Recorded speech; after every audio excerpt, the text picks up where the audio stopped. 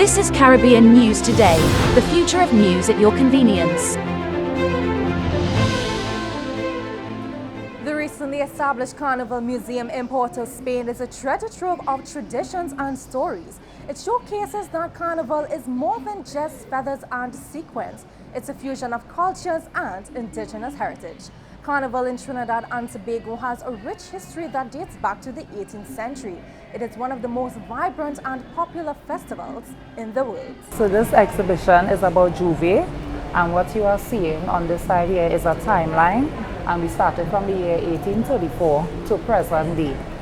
Right? The 1834 is a very important year to us because that's when our emancipation apprenticeship began. The timeline dates from 1834 to 2023, when Carnival celebrations resumed after the COVID-19 pandemic. So you will see where we have the years 1941 to 1945, we have after post-World War, we have in 1951 Trinidad All-Stars Steel Orchestra is performed, we have the Pan on Wheels, which was introduced in 1956, right? Then we have the Immerse of the bomb tunes of J'ouvert Morning, that was 1958.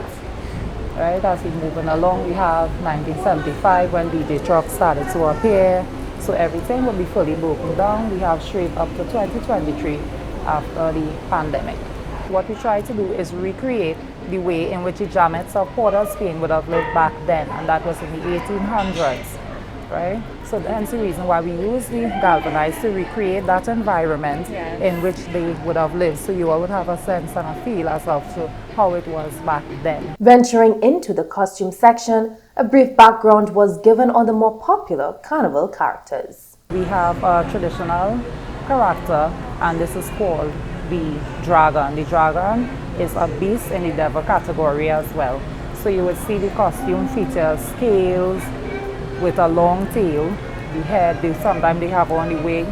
The dragons are often restrained by someone with a chain and all of that, and you'll see them sometimes when they encounter water, they are dropped on the ground and they roll and all of that. That's just they keep it within their character. So here we have a blue devil, and this is another traditional character that you'll often see in Carnival. You will see them with their antagonizing behavior, they have their torch and all of that. You will see the redness in their mouth represents the blood. What they use is paint, and they will cover their bodies in the paint, and very often you will see them with their pitchforks. Most of the times they have their baskets or a bag at the end of it. You will see them asking for money and all that, but if you don't take them on, they just move on to someone else, as long as you don't show them that face. Now, a lot of people know of the Dame Lorraine, but what does this character emulate? Dame Lorraine's character emulates the wives on the plantation back then and marks the pre-emancipation carnival balls of the upper class. These colorful characters are mostly played by men. Before modern equipment, costumes were made at a mass camp. A mass camp is a home where we make the costumes, do wire bending, and more or less prepare the costumes. What you see in front of you here is we have the type of machinery that they would have used back then. To my far left, you will see that we have a headpiece. This was made by a child of the 𝐂𝐀𝐑𝐍𝐈𝐕𝐀𝐋 and they were doing wire bending. It's a headpiece a child had made. Right? So the back of me, you will see we have a peregrine costume, and this is, we have it open to show what it takes to create the costume, because a lot of people would know the costume if they see it, but they don't know what it takes to create the costume. It's modern equipment, you know, it made it a lot easier for them to make the costumes and all of that, as we can see here, right? These type of machinery, you no longer get it anymore. The second section contains instruments used to create that sweet carnival musical sensation. The steel pan is a vibrant and iconic musical instrument that has become an integral part of the carnival festivities, adding an enchanting and rhythmic element to the celebrations. It is made from repurposed oil drums, transformed into melodic marvels through a meticulous process of shaping, tempering, and tuning. This is an oversized steel pan. Most people know it as the spiderweb pan as well also. This was invented by Anthony Williams, right? What he would have done is take a piece of metal and place it over the wheel of a truck to form its shape. And after he has formed the shape, he would then put in the notes in the pan.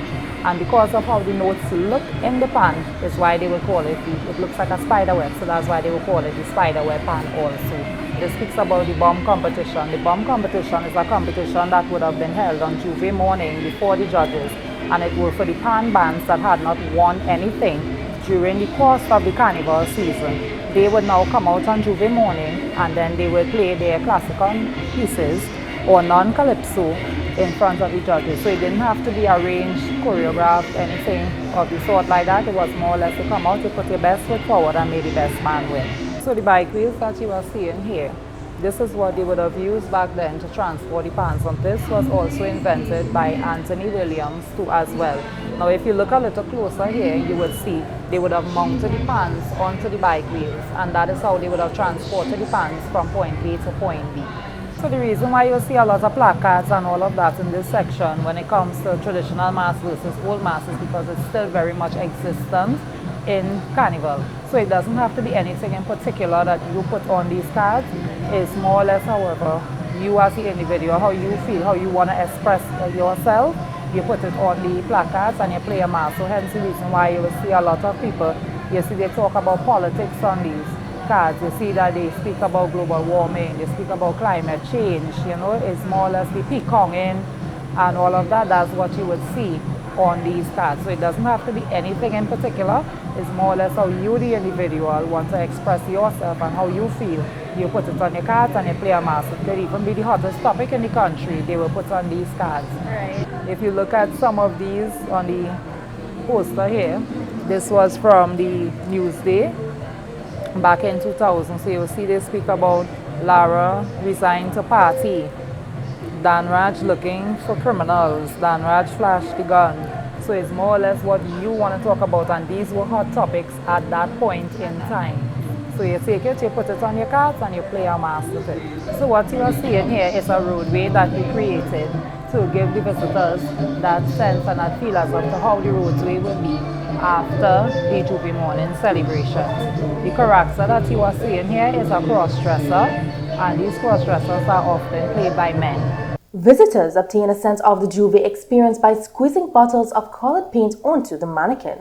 They usually conclude the tour with the pass your hand activity, where paint is poured and spread on their hands and then passed against the wall for a memory keepsake. I'm Celine Bansla reporting for Caribbean News Today.